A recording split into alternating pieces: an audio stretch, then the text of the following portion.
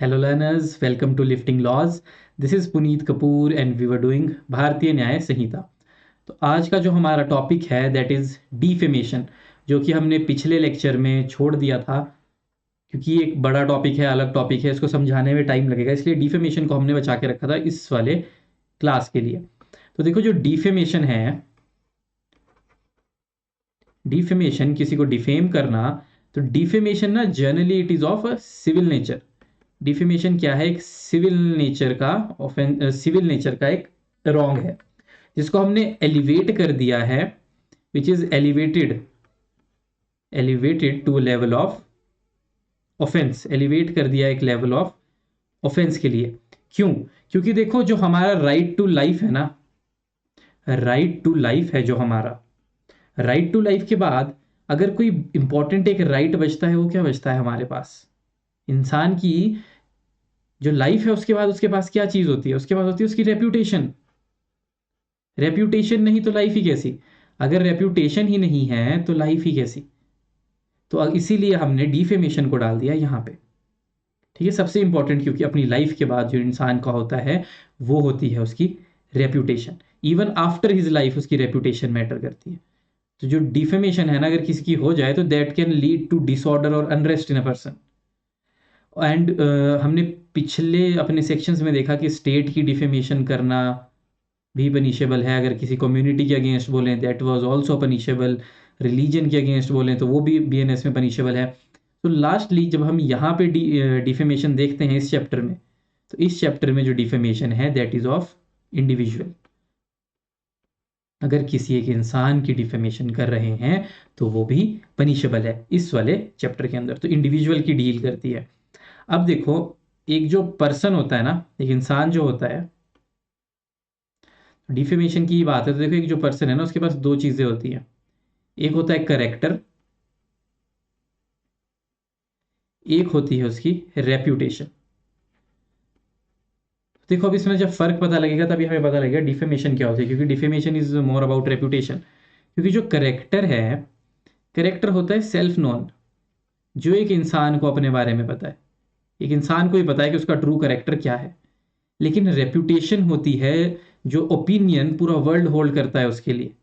तो in others eyes, दूसरों की आंखों में वो इंसान कैसा है, that is reputation of a person. तो जो डेफेमेशन है ना, वो हमेशा किस चीज की होती है? Defamation is always of reputation. तो जो डेफेमेशन है it is always of reputation and necessary to be punished. क्योंकि अगर पनिश नहीं किया तो इंसान की तो इंसल्ट हो जाएगी सबके सामने।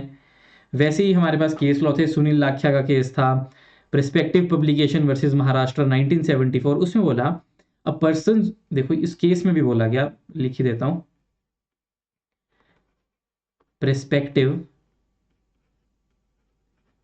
Publication versus state of Maharashtra 1974 supreme court.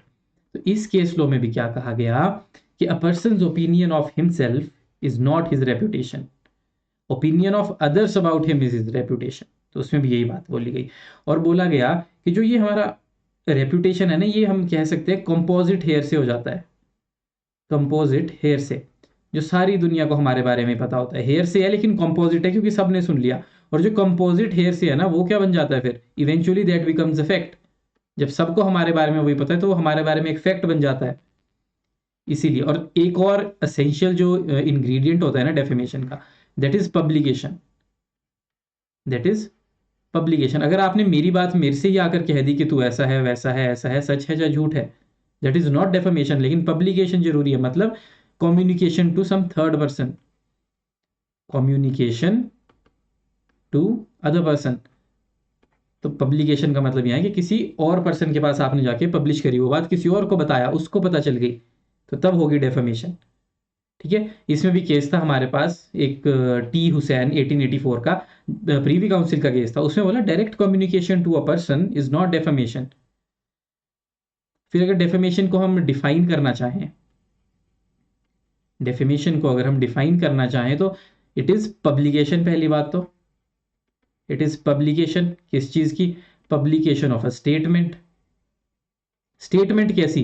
Which tends to lower a person in front of other person, तो जो क्या करे, tend to lower a person in front of other persons, in front of others in society.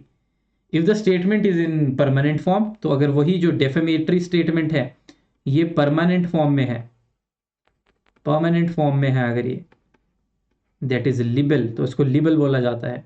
और अगर ये temporary है, अगर ये टेम्परेरी है तो इसको बोला जाता है स्लेंडर, मतलब बोल के किया तो टेम्परेरी, स्लेंडर परमानेंट, कहीं पब्लिश हो गया, लिखा गया है, दैट इज लिबल। अब बात करते हैं इंग्लिश लॉ और इंडियन लॉ में क्या डिफरेंस है हमारे डेफेमेशन में। तो देखो, तो इंग्लिश लॉ में क्या है ना, डेफेमेशन उसी को कहा गया है जो कैपेबल है पब्लिक पीस को प्रोवोक करने के लिए। तो अगर पब्लिक पीस प्रोवोक हो रहा है, पब्लिक पीस प्रोवोक हो रहा है किसी स्टेटमेंट से किसी के बारे में, तो दैट इज इंग्लिश लॉ में उसको डेफेमेशन बोला गया है। Whereas all defamation are punishable in Indian law, Indian law में सारी ही पनिशेबल है। स्लेंडर जो है वो पनिशेबल नहीं है इंग्लिश लॉ में, अनलेस इट इज सिडिशियस और ब्लास्फेमियस। तो स्लेंडर मतलब जो टेम्परेरी है वो अगर सिडिशियस नहीं है या ब्लास्फेमियस नहीं है, ब्लास्फेमियस नहीं है, तो वो पनिशेबल नहीं होगा। अगर ये दोनों है तभी वो पनिशेबल है इंग्लिश लॉ में, लेकिन इंडियन लॉ में सब पनिशेबल है। ये था इंग्लैंड और इंग्लिश और इंडियन लॉ के बीच। फिर उसके बाद चलते हैं अब हम लाइबिलिटी ऑफ एडिटर्स पे। तो लाइबिलिटी ऑफ एडिटर अगर हम देखें ना, एडिटर्स ऑफ न्यूज़पेपर, तो उसमें भी बहुत सारे केस है जिसमें हेल्ड किया गया है कि जो पब्लिशर है ना, हमारे एडिटर पब्लिशर जो भी होते हैं, they can't take the plea that they were not aware of the defamatory statement, माना जाएगा कि उनको पता था। उसके बाद अब चलते हैं हम सेक्शन पर से पे, सेक्शन पढ़ना शुरू करते हैं। तो देखो सेक्शन 356 डेफमेशन, इसमें क्या बोला, देखो सबसे पहले वही हुएवर बाय वर्ड्स, वर्ड्स मतलब जनरली अगर हम बात करें तो स्लेंडर हो गया, और रिटर्न की बात करें तो वो लिबल हो गया। या देखो ठीक है, तो स्लेंडर लिबल दोनों कवर हो गए, या फिर साइंस या फिर विजुअल रिप्रेजेंटेशंस। ठीक है, इन सब से क्या करता है एक इंसान, मेक्स और पब्लिश, मेक कर रहा है या पब्लिश कर रहा है, मेक्स या पब्लिश। क्या सबसे इंपॉर्टेंट वर्ड आया, इंप्यूटेशन, इंप्यूटेशन। अब ये इंप्यूटेशन क्या होता है, तो इंप्यूटेशन होता है विच इज समथिंग बैड, किसी के बारे में कुछ बुरा बोलना, बैड।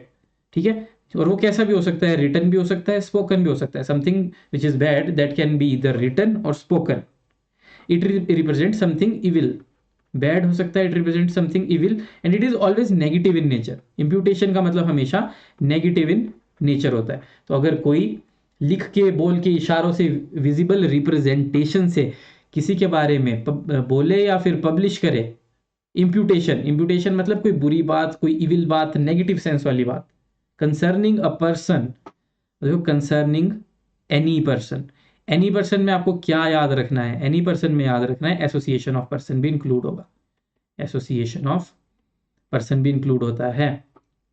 ठीक है, अब ये कोई कर रहा है, और इंटेंशन क्या है, देखो इंटेंडिंग टू हार्म, इंटेंशन भी है, और नॉलेज हो सकती है, फिर knowing it that it will harm the reputation of such person, उस इंसान की रेप्यूटेशन को फर्क पड़ेगा, तो माना जाएगा उसने क्या किया है, डेफेमेशन, एक्सेप्ट एक्सेप्शंस के अलावा।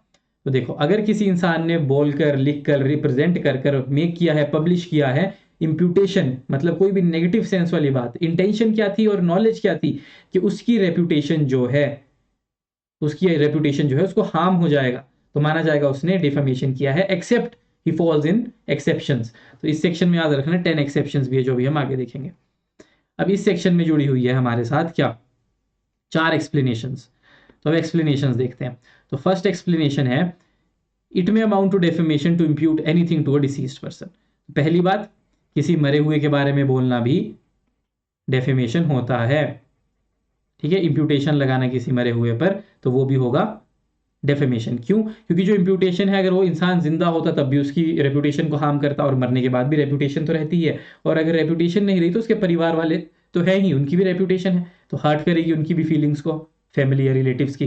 तो दैट्स वाई अगर किसी मरे हुए के इंसान के बारे में भी कोई कुछ इंप्यूटेशंस लगा रहा है जिससे उसकी रेप्यूटेशन को हार्म हो तो that will also fall under the definition of defamation. Explanation number 2, imputation against a company, association और group can also be defamation. तो वही एनी पर्सन में मतलब वही कंपनी, एसोसिएशन और ग्रुप सब इंक्लूड होंगे. सेकेंड एक्सप्लेनेशन बिल्कुल सिंपल. थर्ड देखो, थर्ड जो होता है उसको कहा जाता है innuendo, INNUENDO, innuendo. Innuendo which is opposite. मतलब अगर कोई आयरनिकली किसी के बारे में कुछ बोल रहा है, जैसे कि हम सबको पता है कि एक इंसान चोरी करता है और फिर अगर कहीं पे कुछ चोरी हो रहा है हम बोले नहीं नहीं ये तो कहाँ ही करता है, मतलब आयरनिकली उल्टा बोल रहे हैं लेकिन हमें पता है कि इसका मतलब कुछ और है, बोल कुछ और रहे हैं. जैसे कि कोई बच्चा बहुत डफर है और उसको टीचर क्लास में आके बोल रहा है हाँ ये तो टॉपर है क्लास का, इसको तो सब आता है, दैट इज आयरनिकली स्पीकिंग. अगर उल्टी बात करके हम उसके बारे में कुछ ऐसा कह रहे हैं, that will also be defamation. Explanation 4 में बोला कि एक इम्प्यूटेशन है वो हार्म कैसे कर सकती है एक इंसान की रेप्यूटेशन को. तो देखो, एक इम्प्यूटेशन हार्म कब करेगी, जब उसकी रेप्यूटेशन को वो लोअर करेगी, जब उसकी मॉरल या फिर इंटेलेक्चुअल करेक्टर को लोअर करेगी दूसरों के सामने, या फिर उसकी स्टैंडिंग उसकी स्टैंडिंग मतलब कि उसका लोअर कर देगी credit as a person, credibility खत्म कर देगी. स्टैंडिंग का मतलब वो क्रेडिबिलिटी खत्म कर देगी उसकी किसी और के सामने. थर्ड है क्रेडिट खत्म करना. और lastly which makes other believe that they are disgraceful physical state. इसमें क्या है कि उनको बिलीव करवा देगी दैट दे आर लॉथसम, जिसे घृणा करने लग जाए लोग उससे. स्टेट ऑफ जर्नली जैसे ना जिसको डिसग्रेसफुल मानते हैं वैसा कुछ स्टेट ऑफ वो करे. तो देखो क्या याद रखना है, इंप्यूटेशन कब किसी की लोअर होगी. पहला, जब आप उसका मॉरल या इंटेलेक्चुअल करेक्टर किसी के सामने लोअर कर दो, या फिर उसकी स्टैंडिंग इन कास्ट और प्रोफेशन, कास्ट और प्रोफेशन में उसकी स्टैंडिंग को लोअर डाउन कर दो, या फिर उसकी क्रेडिबिलिटी खत्म कर दो. लास्टली आप उसको डिसग्रेसफुल लॉथसम स्टेट, जिसे घृणा करने लगे ऐसी कुछ बात कर दो उसके बारे में. तो ये होती है फिर डेफेमेशन की कि इम्प्यूटेशन जो है वो कब किसी का रेपुटेशन को लोअर करती है. तो हमने क्या क्या देख लिया, देखो हमने देख लिया डेफेमेशन क्या होती है, 4 एक्सप्लेनेशन देख ली कि डिसीज्ड की भी, जब अगर कोई डिसीज्ड की डेफेमेशन करे तो वो भी डेफेमेशन है. सेकेंडली कंपनी जो पर्सन है उसमें कंपनी, एसोसिएशन सब इंक्लूड होते हैं. और थर्डली कि आयरनिकली स्पीकिंग भी इंक्लूड होता है. अब चलते हैं हम सबसे इंपॉर्टेंट पार्ट पे जो कि है हमारा पनिशमेंट्स. सब सेक्शन 2 में बोला हुएवर डिफेम्स अनदर, तो simple imprisonment up to 2 years. और ये देखो कम्युनिटी सर्विस भी इंक्लूड कर दी गई इसमें. सब सेक्शन 3 में हुएवर प्रिंट्स और engraves defamatory matters knowing it to be, अगर कोई प्रिंट, देखो सबसे पहले तो था नॉर्मल डिफेमेशन करी, अब यहाँ पे प्रिंट और एनग्रेव कर दिया डिफेमेटरी मैटर्स को, तो वहाँ भी अप टू 2 years और फाइन और both. Sub section 4, whoever sells और offer to sell printed engraved. अब यहाँ पे देखो इंसान ने डिफेम नहीं किया लेकिन वो सेल कर रहा है या फिर ऑफर कर रहा है डिफेमेटरी मटेरियल को सेल करने का, तो सिंपल इंप्रिजनमेंट 2 years फाइन और बोथ. अब आ जाओ सबसे important part, most important part defamation का. इसकी 10 एक्सेप्शंस जो कि सबको याद होनी चाहिए सारी की सारी. 10 एक्सेप्शंस क्या है इसके, देखो सबसे पहला ट्रूथ फॉर पब्लिक गुड. तो सबसे पहली बात, अगर कोई सच बोल रहा है तो ट्रूथ, अगर कोई बोल रहा है प्लस ट्रूथ बोलना काफी नहीं है, पब्लिक गुड के लिए वो ट्रूथ होना चाहिए, पब्लिक गुड के लिए वो ट्रूथ हो रहा है तभी, तो true plus public good, not about. अगर सिर्फ ट्रूथ है तो वो जस्टिफाई नहीं करेगा लेबल को unless and until it is for public good. और पब्लिक गुड क्या है, that is question of fact.